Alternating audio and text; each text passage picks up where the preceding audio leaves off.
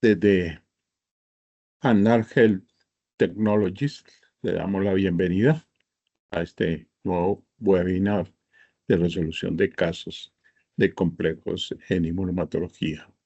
En un principio creí que podía presentar varios casos, pero he seleccionado uno o un par, pero especialmente el primero que vamos a resolver, que encierra muchos de los problemas o retos que tenemos en el laboratorio de inmunomatología. Bienvenidos. La primera apreciación es: no se consigue sangre compatible. Quizás es el mayor reto transfusional que tiene cualquier servicio de transfusión. Uno de los problemas más molestos que enfrentan los médicos de medicina transfusional es el manejo de una situación aguda en la que toda la sangre no coincide, es incompatible y el paciente tiene una anemia grave que empeora, o sea, que disminuye. Y el problema se complica con el hecho de que cuando los médicos buscan consulta con el servicio de transfusión, a veces simplemente se les informa: doc, no hay sangre compatible, si quiere le envío la unidad menos incompatible disponible. Este término, desprovisto de una definición científica y envuelto en un misterio, simplemente se suma a la confusión. Desde el punto de vista eh, de qué, de qué es lo que sucede generalmente cuando tenemos o no se consiguen sangre compatible, pues hay ciertos fenómenos relacionados con las pruebas. Generalmente tenemos una panaglutinación, o sea que todas las reacciones me dan positiva, rastreo, identificación, ya pruebas cruzadas positivas, pero hay algo que nos guía, nos empieza a guiar, y es el autocontrol. Autocontrol negativo o autocontrol positivo. Acordémonos que en estos casos, pues corroborar ese autocontrol. Ya si está negativo o está positivo, pues hacemos un cum directo. Y eso es lo que buscamos nosotros como pruebas iniciales, llamémoslo así, para empezar a guiar a manejar algunos de estos problemas que se nos presentan. Cuando tenemos panaglutinación y autocontrol negativo, con un patrón homogéneo de las reacciones, puede ser un anticuerpo contra antígeno de alta incidencia o mezcla de haloanticuerpos.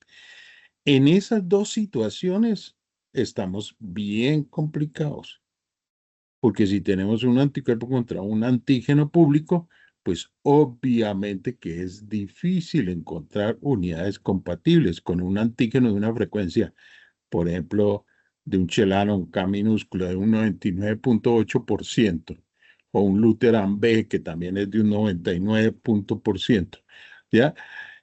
Pues obviamente que se dificulta mucho encontrar unidades compatibles, y ahí toca hacer búsqueda de qué otras personas pueden tener ese fenotipo.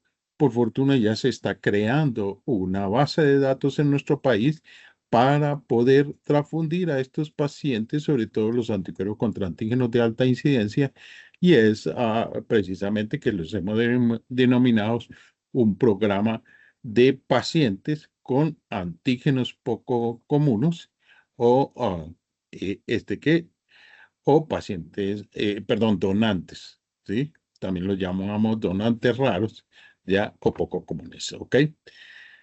Cuando tenemos la mezcla de halo anticuerpos, pues tenemos la misma posibilidad. Siempre he relatado que tuve un caso de un niño, que es el que más me acuerdo, de 4 años, que con ah, llamémoslo así, con una enfermedad de células falciformes, que en 4 años se había sensibilizado a 4 antígenos, había formado 4 anticuerpos, y para buscar una sola unidad compatible nos tocó precisamente realizar 300 pruebas cruzadas, y solo encontramos una unidad con todos los 4 antígenos negativos. Entonces, ese es un problema que nosotros mismos a veces somos responsables. Y ustedes me dirán: ¿pero cómo? ¿Con una mezcla de anticuerpos? Sí, ¿Por qué? Porque no generamos protocolos en nuestras instituciones un poco más seguras, como por ejemplo la transfusión isogrupo, isofenotipo RH más que compatible. ¿Ok? ¿Por qué? Porque eh, en el RH más que los pacientes que se sensibilizan por transfusiones se sensibilizan, el 80% se sensibilizan a estos antígenos. Entonces, ya viene una primera recomendación. Cuando tenemos la panaglutinación con autocontrol negativo, patrón heterogéneo, mezcla de anticuerpos, anticuerpos contra antígeno de alta incidencia, aquí ya lo que explicamos de una mezcla de haloanticuerpos, ¿ok? Cuando tenemos la panaglutinación, pero el autocontrol está positivo, obviamente nos obliga a hacer cum directo y el cum directo positivo, pues obviamente lo más probable es que tengamos autoanticuerpos y con que puede tener, puede ser solo autoanticuerpos o con haloanticuerpos ocultos, ¿ya? Y cuando tenemos panaglutinación con autocontrol positivo, pero el cum directo está negativo, puede ser también un autoanticuerpo, sí, porque tenemos anemias hemolíticas autoinmunes que cursan con cum directo negativo. Pero ahí la guía es precisamente la información que tenemos de nuestro paciente, ya, o qué enfermedad tiene nuestro paciente, ¿ok? O también puede ser una reacción de interferencia cuando tengo autocontrol positivo, pero cum directo negativo, también podemos hablar de que hay una reactividad, ya sea relacionado con, más que todo, con mm, el medio en que vienen las células sobre todo de rastreo, las células de hacer la identificación de anticuerpos, ¿ya? Y el autocontrol nos puede dar positivo, pero el directo, o sea, los glóbulos rojos de mi paciente no están sensibilizados, ¿ok? Bueno, esto a grandes rasgos. Como les decía, pues vamos a analizar un caso clínico que va a ser transversal a muchas de las pruebas que debemos realizar para la resolución de casos complejos en inmunomatología. Y el caso se llama así, no se consigue sangre compatible. Paciente femenino de 40 años acude al servicio de urgencia presentando signos de anemia ictericia. Se le practica cuadro hemático, revela una hemoglobina de 6,9, hematocrito 22, pero llama la atención los reticulocitos, un 23% en esta paciente ya nos está indicando de que la médula ósea está presionada para generar anticuerpos perdón, glóbulos rojos nuevos. Por eso tenemos reticulocitosis. ¿Ok? Las plaquetas están normales y los glóbulos rojos están ligeramente elevados, ya en 12.500. La paciente, como otros datos, tiene antecedentes, 3 embarazos, 3 partos, transfundida hace 7 años por politraumatismo en accidente automovilístico y no hay historia de ingestión de medicamentos. Tenemos aquí 2 eventos en los cuales tanto embarazos como transfusión que pueden ya guiarnos a que es una paciente que puede estar sensibilizada. El médico ordena la transfusión de 2 unidades de glóbulos rojos para tratar de estabilizar a esta paciente hemodinámicamente. La hemoclasificación, y esto es en técnica convencional de tubo, así lo presentan en este caso inicialmente, pero también tenemos a sus pruebas, estas mismas pruebas en microcolumna G. Nos da una hemoclasificación directa inversa que corresponde precisamente a que si nos atuviéramos a la prueba directa sería una B, ¿sí? Y en la inversa tenemos una reacción para uno. Siempre pregunto aquí, ¿qué hace falta en este test? ¿Qué no se hizo en este test? ¿Ya? Y la gran mayoría llegamos a la conclusión, hombre, el control celular, no hay control celular. Entonces yo no puedo decir que esto es una B, olvídate. ¿ya? Que tengo discrepancia, si fuera A, B, pues obviamente tengo discrepancia en la inversa que nos está dando uno. Entonces aquí, punto importantísimo, el control celular de esta prueba y todos lo sabemos que si eso está positivo nos invalida el test. Pero ya así, con estos eventos, ya ahí hay discrepancia. Rastreo de anticuerpos, ya me gusta mucho que lo analicemos porque nos trae varios datos. Mira, la centrifugación inmediata nos da 4 cruces. La incubación a temperatura ambiente, 4 cruces. Agregando la albúmina nos da 4 cruces, ¿sí? Generalmente lo que se hace es que en este tipo de técnicas, o al menos así yo la tenía estandarizada en su momento, se hace la centrifugación inmediata y posteriormente se agrega la albúmina y se deja a temperatura ambiente a 15 minutos y obviamente nos da 4 cruces ya en este caso.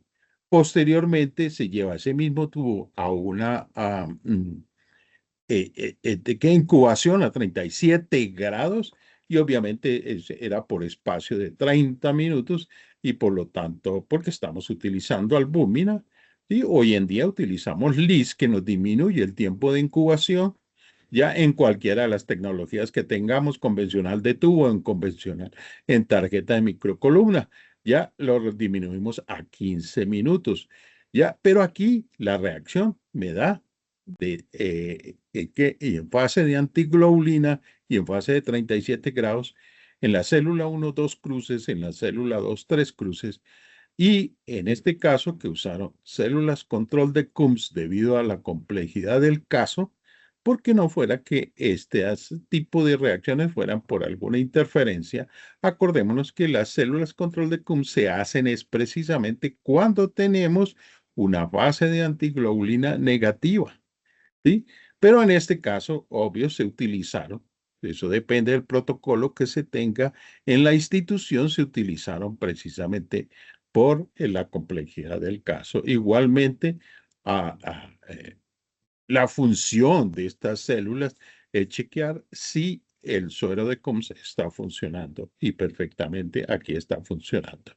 Pero aquí solamente analizando esta rastreo de anticuerpos con células 1 y 2 a diferentes temperaturas ya nos está también indicando dos situaciones, que en temperatura ambiente tenemos un tipo de anticuerpo y nos aparece otro tipo de anticuerpo en la fase de 37 grados y antiglobulina humana. Por lo tanto, ahí ya vemos que muy probablemente tenemos mezcla de anticuerpos fríos IgM y anticuerpos calientes IgG. El CUM directo, este es hasta ahora lo que estamos viendo. Este es trasladando ese mismo caso a en técnica de microcolumna gel. Aquí lo vemos. Aquí sí tenemos el control celular, lo cual nos está diciendo, hey, aquí tenemos una panaglutinación, como lo veíamos en la primera parte, en la cual yo no puedo determinar realmente. Hay algunos colegas que me dicen, hey, pero es que la inversa se ve muy clara. Sí, pero les quiero decir que cuando tenemos un fenómeno relacionado con autoanticuerpos, la reactividad de ese autoanticuerpo puede ser tan alta que también puede impactar el grupo inverso. Y este es uno de esos casos. Ok, se intenta hacer el fenotipo y obviamente igualmente el control celular da positivo y todo da positivo. Importantísimo porque hay algunos test que tenemos en el mercado que muchas veces no tienen en el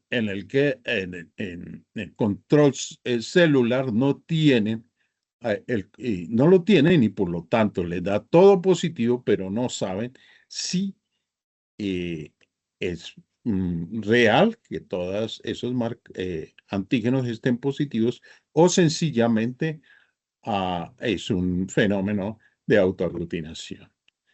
El rastreo de anticuerpos, como lo vimos, igualmente está positivo. Acordémonos que los test en microcolumna gel son mucho más sensibles y aquí tenemos 1, 2, 3 y autocontrol, 4 cruces, ¿ok?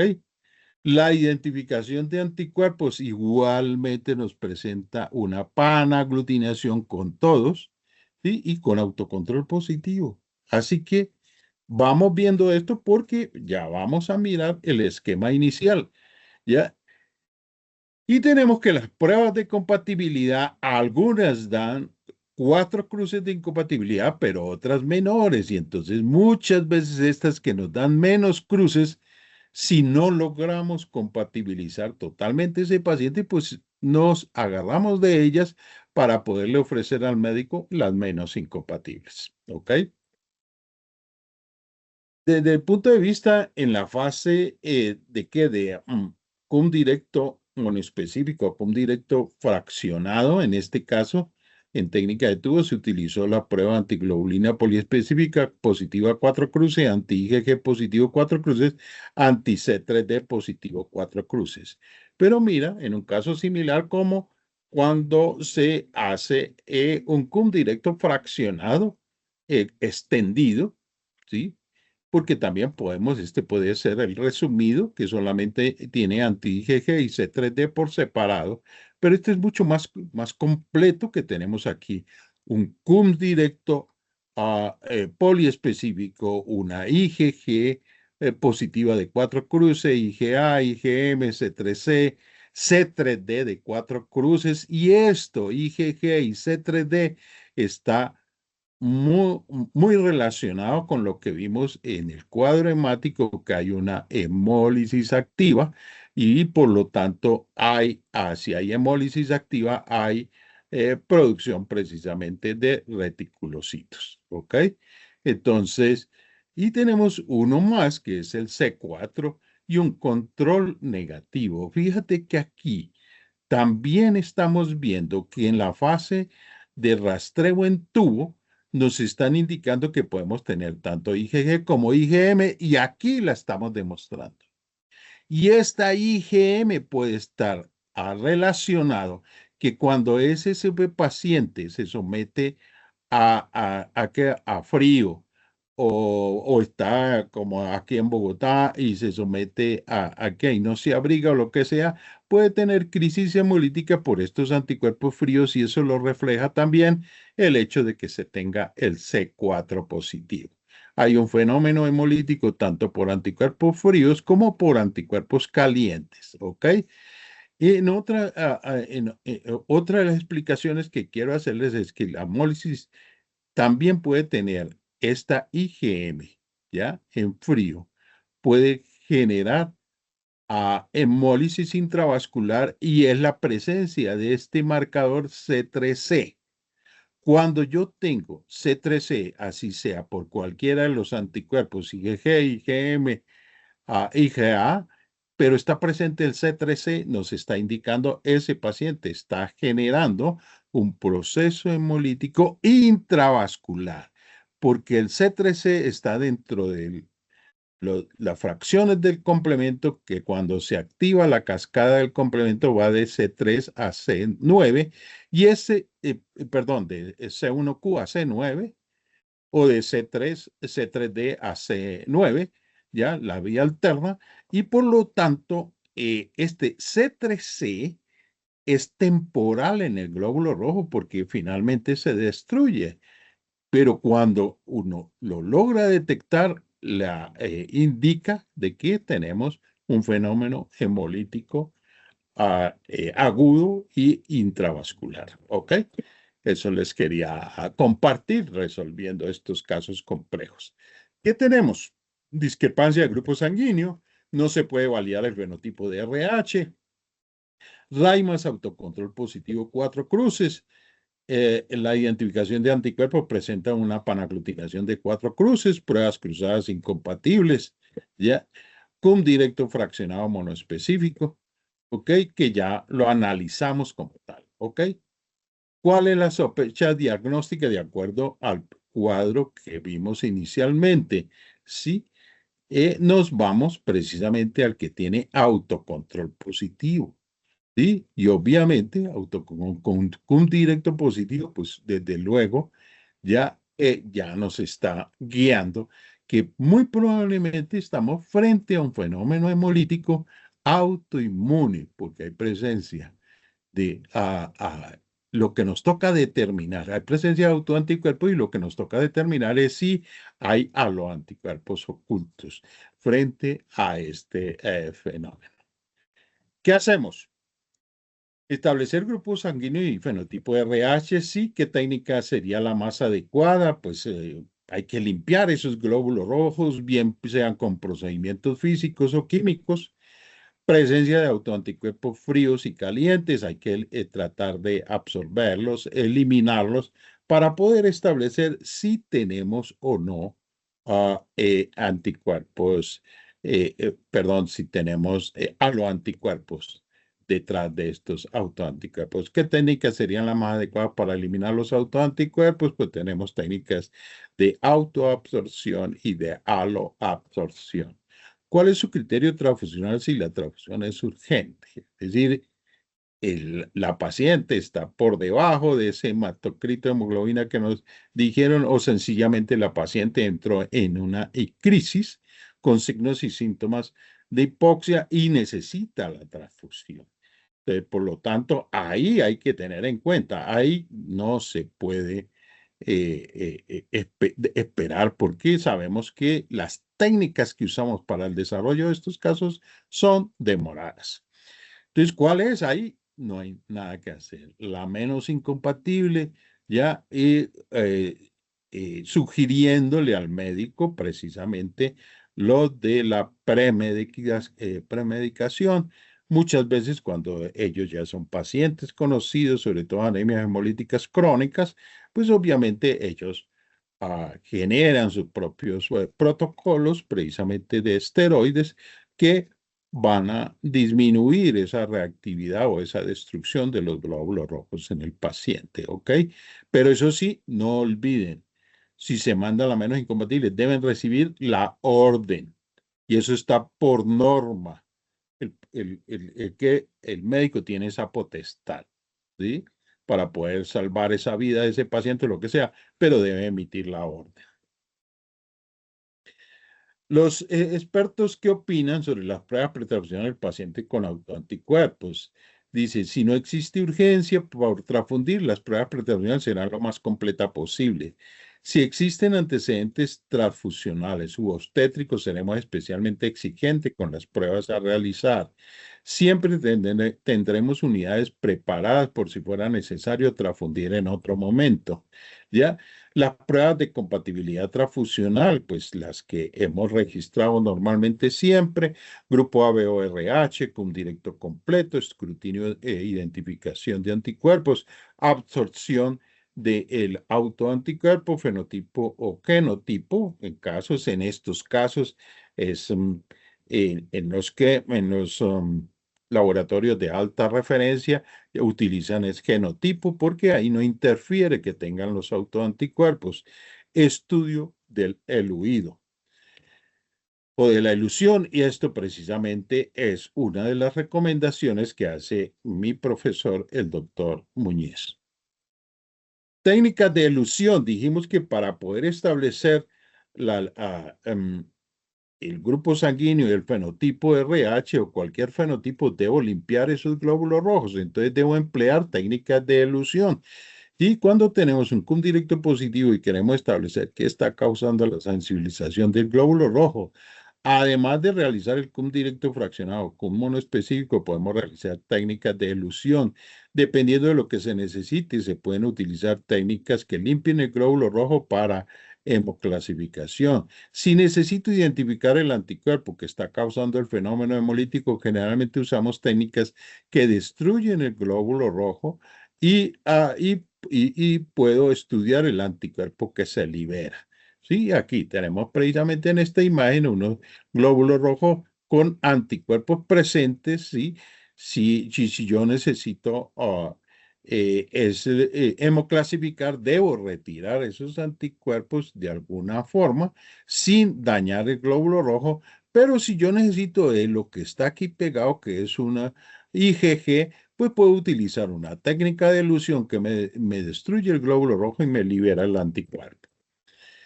No existe una técnica de elusión que permita obtener la máxima cantidad de anticuerpos en todos los casos. Hay elusión por medios físicos como es calor y frío, la elusión por sustancias químicas sin destruir los glóbulos rojos como la cloroquina, la glicina ácida mazepta, y las que causan daño irreversible en la membrana del glóbulo rojo, elusión por éter, que ya no se usa porque es nocivo, lo mismo que el cloroformo es nocivo, pero lo traigo a colación porque en el pasado se usó.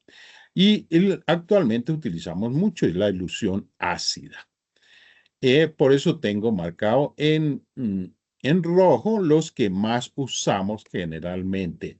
La ilusión por medios físicos como el frío, la hemos utilizado mucho en el estudio de subgrupos ABO o antígenos débiles, muy débiles para tratar de detectarlos porque utilizamos una técnica de congelamiento que se llama técnica de Louis.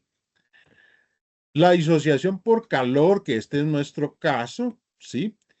Esta es una técnica que está descrita en el manual de la ABB, que un volumen de glóbulos rojos más prueba antiglobulina directa positiva, lavar 3 veces con solución salina, un volumen de paquete de glóbulos rojos por 3 volúmenes de solución salina, mejor si esa solución salina está precalentada entre 37 y 45 grados. Mi recomendación es 45 grados, como está la recomendación en la manual de la ABB.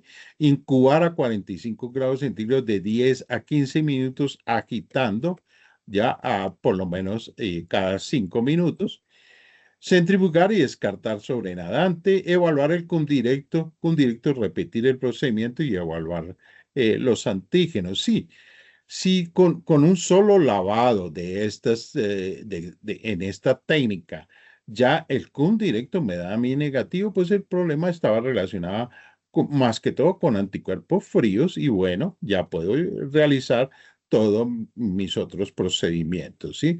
Pero si el condirecto está sigue siendo positivo, yo puedo repetir este mismo procedimiento por 3 veces. Si ya no me disminuye ese tipo de reacción, el condirecto sigue siendo de 4 cruces, debo mirar otra posibilidad o la que generalmente hacemos, lavar y lavar hasta 8 veces, pero con solución salina a 45 grados centígrados, ¿ok? La solución precalentada de 37 a 45 grados centígrados, mi recomendación, 45 grados, los glóbulos rojos no se van a dañar, no me produce hemólisis, porque que los glóbulos rojos pueden resistir hasta 56 grados centígrados, pero no lo vayan a hacer a 56 grados centígrados porque para que resistan a 56 grados centígrados deben estar protegidos, generalmente con albúmina al 6%. Bueno, no pude limpiar o quiero limpiar esos glóbulos rojos con esta solución de difosfato de cloroquina. El uso está dispuesto para ser usado en la remoción de inmunoglobulina ligada a las células rojas. Dificultad en la realización de estudios antigénicos en células rojas sanguíneas, grupo sanguíneo teniendo una prueba de antiglobulina directa positiva puede presentar un obstáculo para la investigación. Los anticuerpos IgG pueden ser separados completamente de las células sanguíneas rojas por incubación con una solución de difosfato de cloroquina sin afectar su integridad en condiciones controladas.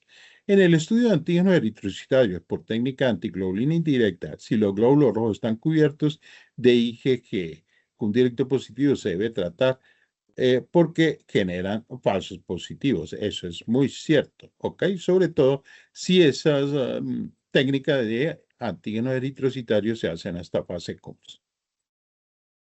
La cloroquina es un derivado de la quinolina, comúnmente utilizado como agente antimalárico, el cual también ha sido utilizado empíricamente en el tratamiento de diversas enfermedades inmunes. El reactivo es una solución de aproximadamente un 20% de disfosfato de cloroquina en solución salina, tamponada con fosfatos de un pH de 5 más o menos 0,1. Se debe guardar temperatura de 2 a 6 grados centígrados. Sí, eso es importante, la conservación, resultando una prueba de antiglobulina directa negativa, que a veces después de este tratamiento, el condirecto te puede dar positivo, ¿sí? Por eso lo tengo interrogado después del tratamiento. ¿Por qué? Porque este tipo de reactivo no elimina el complemento. Y si yo tengo un directo IgG más C3D, pues obviamente me eliminan las IgGs, pero no el complemento. Pero muchas veces esa disminución de 4 cruces a 2 cruces, esas 2 cruces pueden ser de complemento perfectamente. Yo puedo hacer ya la hemoclasificación y puedo estudiar los otros antígenos. Ya no elimina fracciones del complemento, como les comenté. Entonces, al hacer cualquiera de los dos tratamientos que acabamos de ver, ya vemos que se pudo establecer que mi paciente es A positivo y corresponde a una inversa de 4 cruces. Ojo, que si yo, para hacer la inversa, debo utilizar suero absorbido. Porque si yo vuelvo y uso, limpio los glóbulos rojos, pero vuelvo y uso el mismo suero inicial, me van a dar 4 y 4, porque no he retirado los autos y me pueden estar impactando también el grupo inverso. Entonces, moraleja, acá yo hago la directa con los glóbulos rojos limpiados, tratados o lo que sea, pero la inversa también debo hacerla con suero absorbido. ¿Ok? Es muy probable que en otros casos la inversa no afecte, el título de los autoanticuerpos no afecte la inversa y te da bien. ¿Ok? Aquí tenemos el caso que acabamos de ver con la limpieza del glóbulo rojo y la inversa en microcolumna gel, como les decía, con suero absorbido. La prueba inversa debe realizarse con muestra absorbida a los autoanticuerpos de alta reactividad pueden afectar la prueba inversa. Entonces, ¿cómo retiramos los autoanticuerpos de la muestra? Pues haciendo una absorción con D. Siempre hago la diferenciación porque en un principio incluso yo escribía era absorción con B. ¿Sí? Entonces, pero lo que hacemos es absorción con D, fenómeno por el cual un sólido, un líquido, atrae y retiene en la superficie gases, vapores líquidos o cuerpos disueltos. Y eso es lo que nosotros hacemos con la autoabsorción. Absorber el autoanticuerpo sobre los hematíes del paciente. Si el condirecto es muy positivo, es preferible eludir previamente el autoanticuerpo para dejar libres determinantes antigénicos. ¿Ok? El tratamiento enzimático de los hematíes aumenta el rendimiento de las autoabsorciones. Hacer un tratamiento enzimático no dura sino una incubación de 15 minutos en los cuales se retiran ciertas proteínas de la membrana y liberan sitios antigénicos para yo poder realizar una mejor autoabsorción. El polietilenglicol no exige elusión previa de los hematíes ni tratamiento enzimático previo. Ahorra tiempo, sí, en condiciones, digamos, normales, pero nos hemos dado cuenta que en los casos donde el condirecto es altamente positivo, así yo voy a utilizar la técnica de polietilenglicol, es preferible hacer un tratamiento enzimático previo. Cada absorción se reduce a 15 minutos y es necesario un número menor de absorciones. Uno de los reactivos más empleados es el ZZP, enzima proteolítica más ditiotritor que eluye el autoanticuerpo y deja tratados los hematíes enzimáticamente. Si el título de autoanticuerpo libre es menor de 16, dos autoabsorciones de 45 a 60 minutos cada una suelen ser suficientes. ¿Cómo hacemos la absorción con polietilenglicol? ¿O qué es el polietilenglicol? Aumenta la absorción de anticuerpos por glóbulos rojos no tratados. Este método puede utilizarse para la absorción autóloga y halogénica compatible de fenotipo conocido. Está indicado como un aditivo para mejorar la sensibilidad de la detección de anticuerpos y crea un entorno de prueba de baja fuerza iónica que aumenta la tasa de absorción de anticuerpos durante la incubación. Este era el que teníamos disponible anteriormente comercialmente. En este momento lo estamos preparando, el polietilenglicol. Generalmente voy a resumirles rápidamente la técnica de autoabsorción en caliente a 37 grados y es sencillamente que yo debo distribuir 3 paquetes de glóbulos rojos de alguna forma Generalmente sugerimos siempre que sea mayor de 0,5, mayor de 500 microlitros. Puede ser 1 centímetro por cada tubo de paquete de glóbulos rojos. Márquelos, es bueno, ¿sí? Porque si no se pueden confundir. Absorción 1, absorción 2, absorción 3. Al primer tubo con previamente lavado, bien sea con la técnica de calor que vimos anteriormente o con lavados con solución salina caliente antes de iniciar esto, 3 a 4 veces. También nos ayuda a eliminar sobre todo anticuerpos fríos de la membrana de estos glóbulos rojos. Porque aquí lo que yo estoy tratando de hacer es eliminar los autoanticuerpos calientes que tiene mi paciente en mayor proporción, porque si son fríos, pues yo no los detecto a 37 grados. A 1 centímetro de ese paquete de glóbulo rojo, yo voy a agregarle 1 centímetro de suero del paciente más 1 centímetro de polietilenglicol. Se incuba aquí a 15 minutos a 37 grados, mezclando constantemente. Se centrifuga posteriormente y tengo mi primer suero absorbido. Algunos fenómenos de autoanticuerpos entre 1 y 2 cruces, se recomienda hacer el rastreo de anticuerpos en este primer suero absorbido, en el cual si ese rastreo está negativo, el fenómeno era solamente por autoanticuerpos.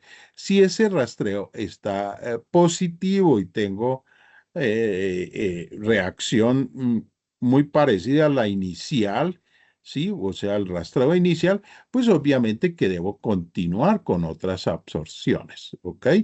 Y entonces tomo ese suero absorbido, número 1, y lo mezclo con mis paquetes de glóbulos rojos, número 2.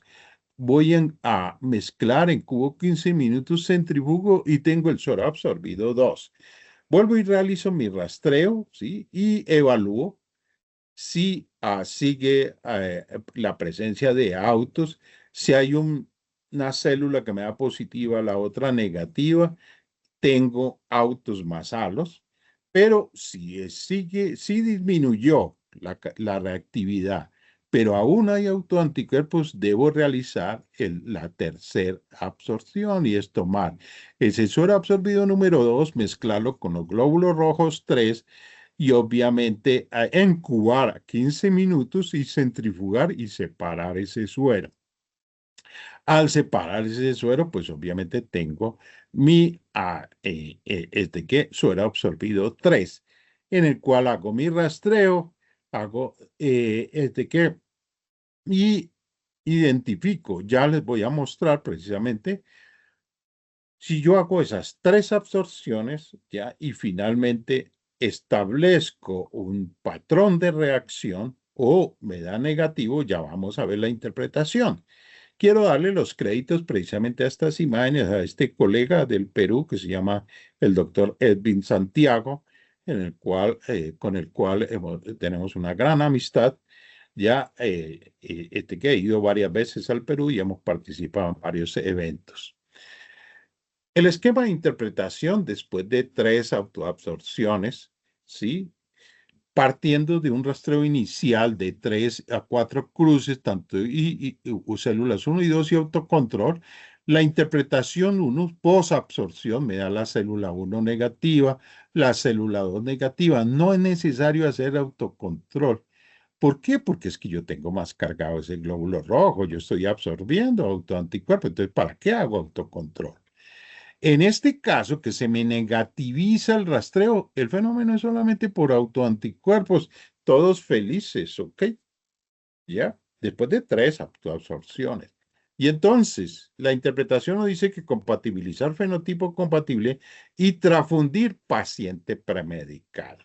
¿Sí? Nosotros sugerimos, por favor, no vaya como unos oncólogos que, oiga, doctor, es que tienen que aplicarle corticoides o esteroides. Ojo, ojo, ojo. Nosotros solamente sugerimos, ¿ya? Esa premedicación.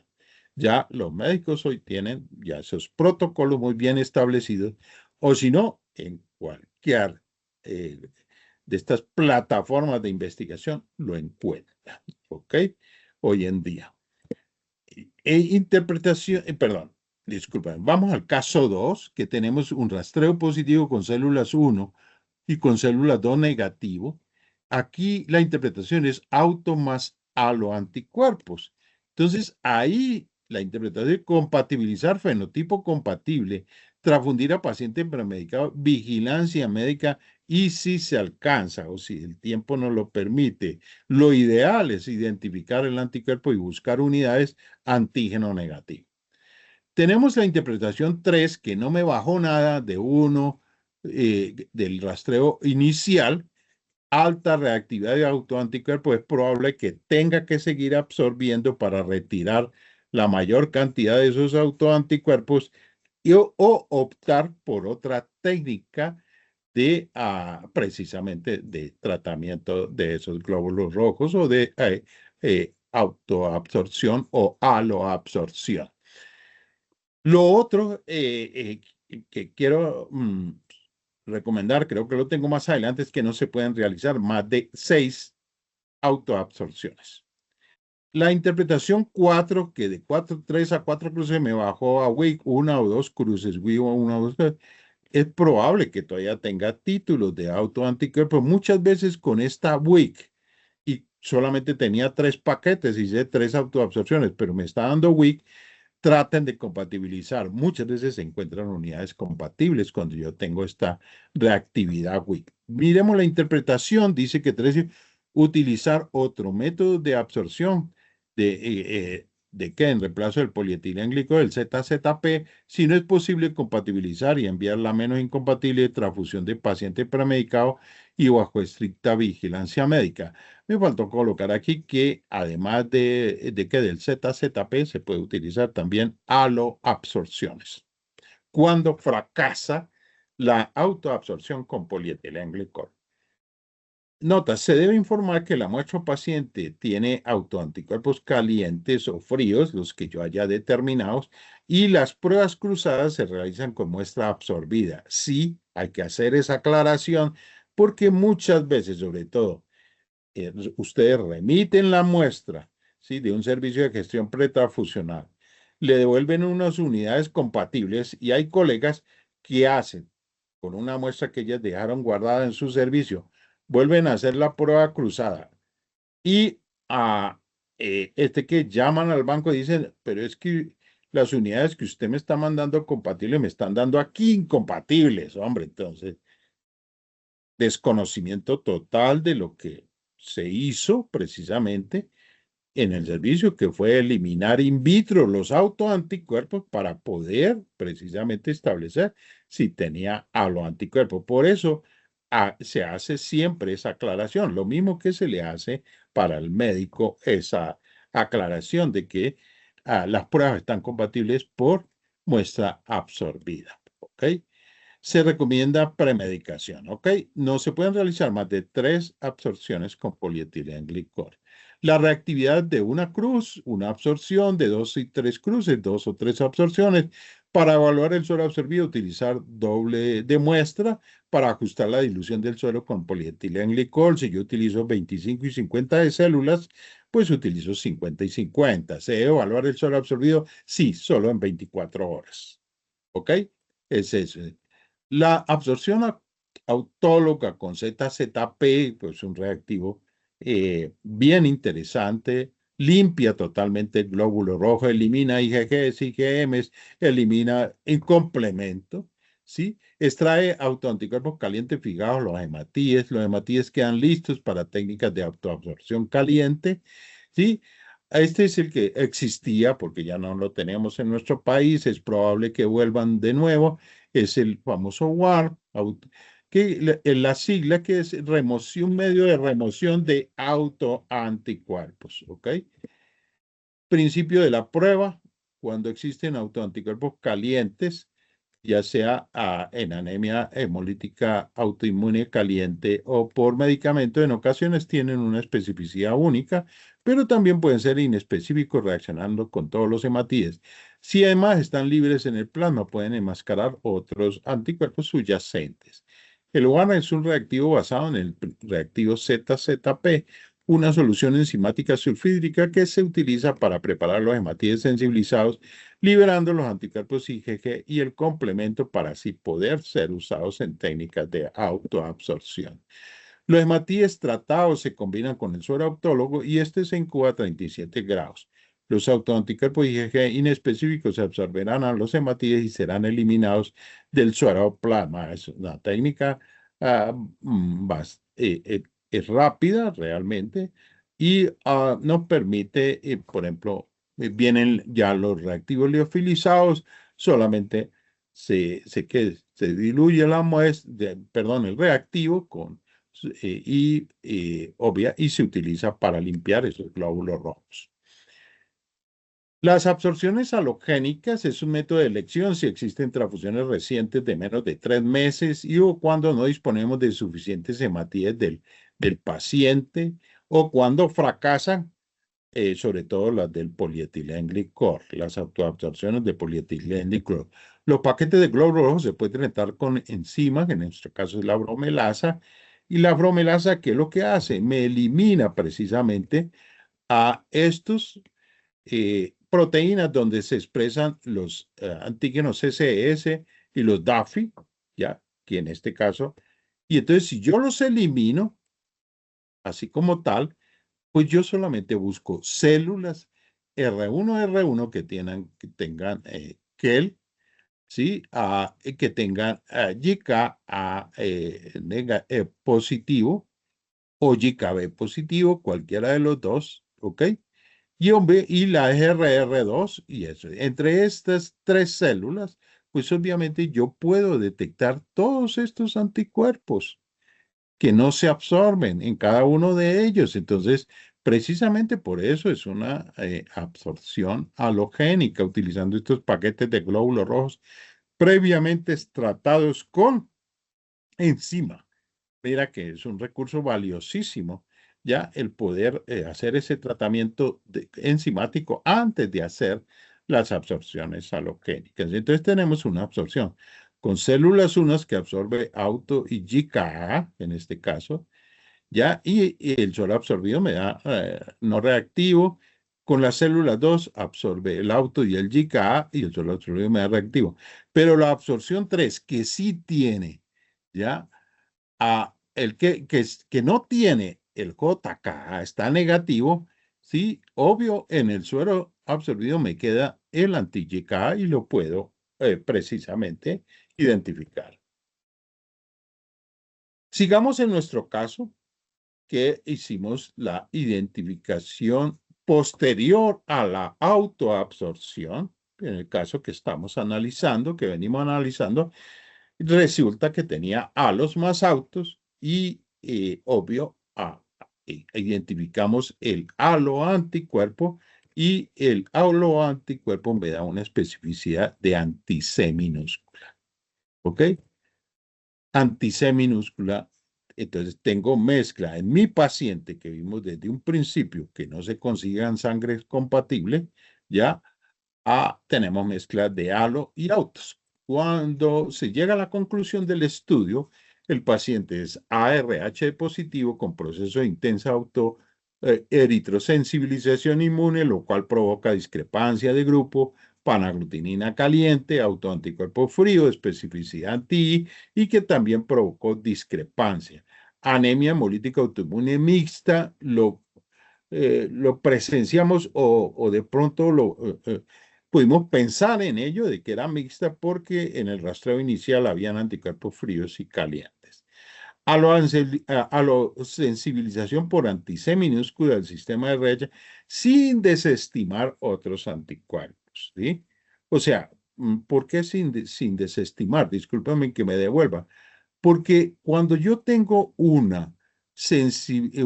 anticuerpo donde tengo cubierto el 80% o más de las células, detrás de esta reacción puede haber otro anticuerpo. Pero obviamente el tiempo, la muestra no nos alcanza para absorber ese C minúscula y mirar si detrás de ese C minúscula existe otro anticuerpo. ¿Ok? Entonces, eso es importante tenerlo en cuenta. Y dentro de las recomendaciones En este caso es la evaluación hematológica.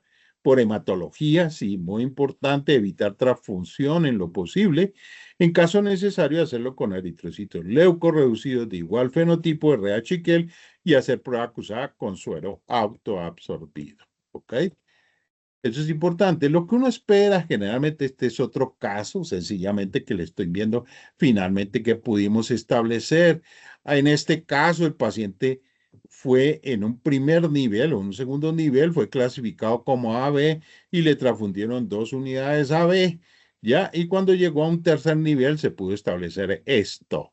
Mire, ya con proceso hemolítico activo, ¿ya? Que el paciente era O y recibió 2 unidades de AB. ¿Por qué recibió esas 2 unidades AB? Porque en el servicio de transfusión no tuvieron en cuenta, no miraron la historia clínica, sino como cualquier, yo siempre digo, cualquier persona vio que era AB, le compatibilizó 2 unidades AB y salieron compatibles y todo eso. ¿Por qué salieron compatibles? Porque toleró el paciente esa transfusión incompatible, ¿ya? Porque estaba bajo protocolo de corticoides. Y recomendación 2A, colegas, ya tengan cuidado con los pacientes que reciben o están recibiendo protocolo de corticoides porque nos pueden generar estos fenómenos, ¿ya? De que hay un error en la hemoclasificación, de ponen unidades o que hacen pruebas cruzadas con unidades incompatibles, compatibilidad mayor de ABO, ¿ya? Y le dieron compatibles, ¿ok? En este momento, pues 3 días después de precisamente ese gran estímulo, el paciente empezó a producir sus anticuerpos y aquí ya tenía una suficiente cantidad y había ya generado ya un proceso hemolítico tardío. Quiero decirles que este paciente finalmente murió. Ya cuarto, quinto día murió. ¿Ya? ¿De qué? Sí, esto fue como el cuarto día, sí, como el quinto día ya entró en falla renal y murió, ¿ok? Esto es lo que uno busca en una autoabsorción convencional, que el rastreo, después de tener 1, 3 o 4 cruces, el rastreo me dé negativo, ay, solo autoanticuerpos, bacano. Bueno, listo. Miremos algunos aspectos rápidamente de la transfusión en anemia hemolítica autoinmune, que también nos compete a nosotros y ya lo vamos a ver por qué. Si la vida del paciente está comprometida, hay que actuar con la máxima rapidez y con la máxima seguridad posible. Transfundir hematía BORH compatible y si fuera posible que el YKA y DAFIA negativos. Más vale un paciente vivo con una reacción transfusional hemolítica que un paciente muerto con anemia, nos dice el doctor Muñiz. Siempre refiero al doctor Muñiz porque él en Colombia nos ha dictado ya varias veces estas charlas o estos manejos de, la anemia hemolítica autoinmune. La mayoría de los pacientes con anemia hemolítica autoinmune crónica presentan anemia crónica estable a menudo en concentraciones de hemoglobina bastante bajas. La hemoglobina mayor de 8 casi nunca requiere transfusión. La hemoglobina de 5 gramos de decilitro menos puede controlarse con reposo en cama sin transfusiones. Si la anemia progresa o se acompaña de anemia grave, descompensación cardíaca, dificultad respiratoria, isquemia cerebral, se indica la transfusión. Y ahí es cuando muchas veces no se alcanzan a realizar todos los procedimientos que acabamos de ver y nos toca transfundir la menos incompatible. La unidad menos incompatible no es un término en medicina transfusional, es una unidad de glóbulo rojo que da reacciones más débiles en las pruebas cruzadas y se supone que tiene solo autoanticuerpos, pero esa suposición a veces no es real, ¿ok? Uno esperaría que fueran solo autoanticuerpos. El paciente debe recibir premedicación para asegurar el éxito de la transfusión. En caso contrario, estimula la producción de autos. Alternativa de premedicación. Los agentes de primera línea son los corticoides que inhiben la producción de anticuerpos, ¿ya? Algunos pacientes podría ser útil suministrar inmunoglobulina endovenosa, inmunosupresores como la ciclofosfamida, en fin, ¿ok? Recomendaciones en caso de usar unidades menos incompatibles. existe en la literatura, y ahí están precisamente dos artículos que nos hablan precisamente sobre esta prueba de compatibilidad biológica in vivo, de uso en muchos países. En esta prueba se administra aproximadamente 20 mililitros de sangre como una infusión rápida. La infusión se detiene durante 20 a 30 minutos y si no se produce reacción, la infusión restante se administra a una velocidad normal. La premedicación para disminuir la reactividad de los autoanticuerpos y el estímulo antigénico en pacientes refractarios. La transfusión debe realizarse lentamente bajo supervisión cuidadosa y dentro de un tiempo máximo permitido de 4 horas. Durante las pruebas previas en este artículo de transfusión de glóbulos rojos menos incompatibles de esta revista, de la revista Global Medicine Transfusion, de julio del diciembre de 2019, dice que durante las pruebas previas a la transfusión, si no se encuentran glóbulos rojos compatibles, los médicos pueden evitar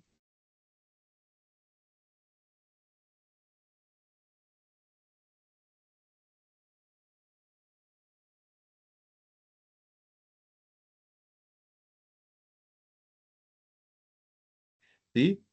Está referenciado en Mulay del 2013. El estudio incluyó 20 pacientes sin experiencia en transfusiones, 12 mujeres, 60%, y 8 hombres, 40%, con una edad media de 52.7, rango entre 28 y 81 años. No se pudieron encontrar glóbulos rojos compatibles con pruebas cruzadas en la reserva del banco de sangre para estos pacientes. Ninguno de los pacientes tenía antecedentes de transfusión ni enfermedad hematológica. Los motivos de la transfusión fueron anemia preoperatoria o postoperatoria, anemia múltiple autoinmune, hemorragia persistente. Ninguno de los pacientes tenía premedicación como esteroides o antihistamínicos antes de la transfusión. En este estudio, el centro de transfusión seleccionó el producto de glóbulo rojo menos incompatible y lo transfundió a los pacientes mediante una prueba de compatibilidad in vivo. ¿Ok? La prueba cruzada en vivo de la unidad incompatible seleccionada se recogieron 20 mililitros de sangre en una jeringa de 20 centímetros cúbicos y se infundieron por vía intravenosa a los pacientes en 10 minutos a través de la vena antecubital. Los pacientes fueron observados para detectar cualquier signo de hemólisis aguda durante 20 minutos antes del inicio de la transfusión de la sangre residual. Por eso se llama prueba cruzada biológica. Las transfusiones se iniciaron desde otro acceso vascular y finalizaron tan rápidamente como lo toleraron, sin exceder la transfusión completa a 4 horas. Cada transfusión fue observada por profesionales médicos para identificar cualquier evidencia de hemólisis aguda. La prueba cruzada en vivo se buscaron los signos y síntomas de la reacción transfusional aguda, es decir, disnea, dolor de cabeza, hipotensión, dolor de espalda, fiebre, taquicardia, escalofríos, y el observador lo registró junto con el momento de ocurrencia. Los síntomas se observaban principalmente a los pocos minutos de comenzar la transfusión. La fiebre y los escalofríos se ven principalmente como hallazgos iniciales. Si se observan síntomas que indicaban hemólisis, se interrumpía la transfusión y se utilizaba otra unidad para transfundir ese paciente. La prueba cruzada en vivo, durante la prueba de compatibilidad cruzada en vivo, se inició la infusión de 20 mililitros de sangre a una velocidad de 2 mililitros minuto y se dio una pausa de 20 minutos para observar al paciente en busca de signos hemolíticos. En la práctica clínica, la velocidad de transfusión de sangre compatible debe ser de 1 a 2 mililitros minutos en los primeros 15 minutos y luego debe continuarse lo antes posible a una velocidad de 4 mililitros minutos para determinar el estado hemolítico. En la práctica clínica, solo 10 mililitros de transfusión de sangre son suficientes para que se produzca una hemólisis aguda debido a la transfusión. Dentro de los resultados de esta experiencia se observaron todas las transfusiones número 69 para detectar reacciones hemolíticas agudas y se realizó un registro de los signos de reacciones hemolíticas transfusionales agudas. En algunos pacientes se realizaron múltiples unidades de transfusión de rango de 1 a 12 unidades No se observaron complicaciones ni signos en ninguna de las transfusiones y todas se completaron con éxito. En el presente estudio se determinaron niveles adecuados de aumento de hemoglobina después de la transfusión. Se encontró que los parámetros bioquímicos que indican hemólisis eran significativos, pero clínicamente no se correlacionaban con la reacción hemolítica a la transfusión. Este estado hemolítico silencioso podía ignorarse en los casos en que la hemoglobina aumentó hasta el nivel objetivo. La conclusión que se llevó en este estudio puede ser una forma alternativa de aumentar la hemoglobina cuando no se dispone de unidades compatibles cruzadas y la transfusión es urgente. La prueba de compatibilidad biológica en vivo es segura, predictiva y se puede aplicar de manera viable en la cabecera del paciente, lo que puede salvar la vida de muchos pacientes. Ya, miremos este último caso ya para terminar. Especificidad de autoanticuerpo en pacientes con anemia hemolítica autoinmune, caso clínico y desarrollado en el laboratorio. Se trata de un paciente de 19 años de edad, asistió a consulta de urgencia de un hospital del estado de Morelos, esto es en México, por discreto ataque del estado general con 4 meses de evolución. El caso no es nuestro, el caso es de colegas de México. Presenta anorexia, tinte ictérico en escleróticas, exacerbándose hace 11 días, agregándose dolor abdominal agudo con diagnóstico de anemia, hepatitis y remitido a otro hospital con su tratamiento. Evolución del paciente, anemia, ictericia, esplenomegalia. La prueba de Coombs positiva forma la base del diagnóstico este desorden hemolítico autoinmune y en los estudios del laboratorio se observa descenso de la hemoglobina de 9,2 a 8,7 gramos de decilitro, elevación de la cuenta de reticulocitos y elevación del lactato deshidrogenasa. La muestra sanguínea se observa con un alto grado de hemólisis.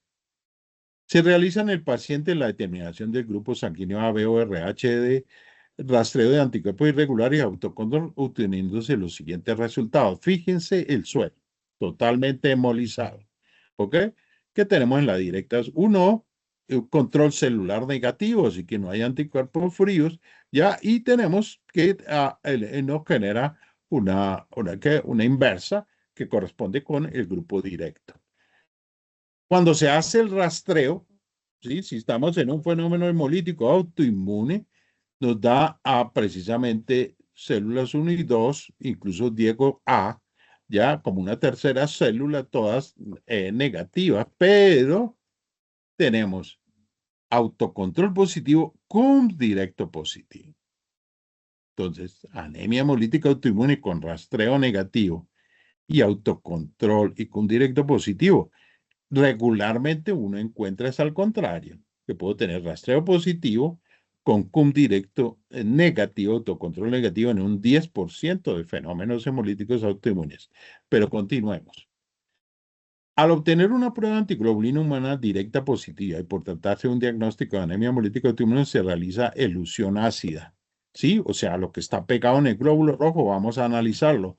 El eluato se le corre la prueba de identificación de anticuerpos irregulares y efectivamente nos da estas reacciones, ¿ya?